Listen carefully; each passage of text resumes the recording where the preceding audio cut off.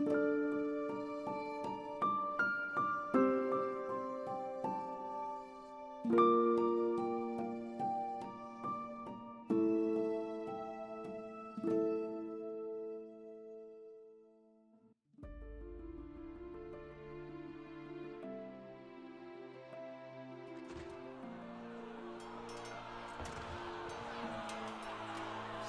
Civil War was at its height. The country was divided as never before, as people fought and killed those they'd long called neighbours. Robert Charnock of Astley Hall was only 15 years old at the time, but he was excited to be fighting for the king and was soon to be sent to Latham House, a royalist stronghold, to defend it from another siege. The first had been around a year before and had been a very unusual thing indeed. Lord Fairfax, a parliamentarian, had arrived with 2,000 of his men and besieged the house. Inside was Lady Charlotte, her children, and around 300 staff, some of who were soldiers.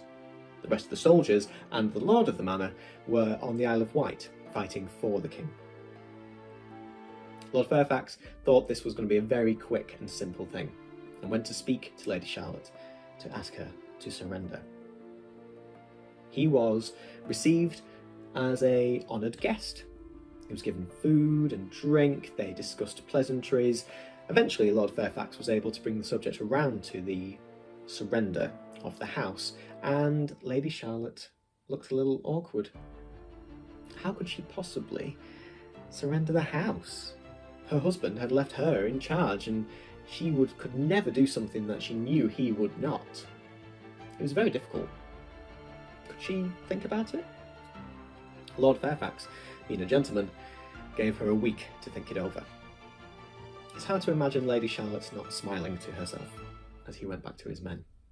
You see, rather than spending the week crying and worrying about the surrender at the end of it, she prepared. She checked her provisions, she organised her soldiers and got ready for war. When Lord Fairfax returned, he was politely told they would not surrender. She would defend her house. At one point, a cannonball flew through the wall as Lady Charlotte and her children were having breakfast. Apparently, she simply said they would have to find somewhere else to eat their meals. They kept, of course, asking her to surrender. A soldier was sent with a message. She tore it up into tiny pieces without reading it, and threatened to hang in from the walls of the house as a response. After almost 4 months of holding out, Prince Rupert and thousands of royalist soldiers arrived, defeated the parliamentarians for the war. When it came to Robert Charnock's turn, possibly in retaliation for the first siege, the second siege was extremely short-lived. The royalists were defeated. Robert Charnock lost his eye.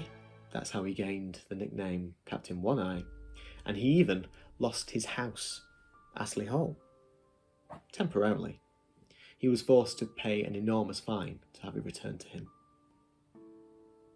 But he did live, and he saw his house returned to him, he saw the monarchy restored, and he even saw his daughter, Margaret, married, although hers is a different story.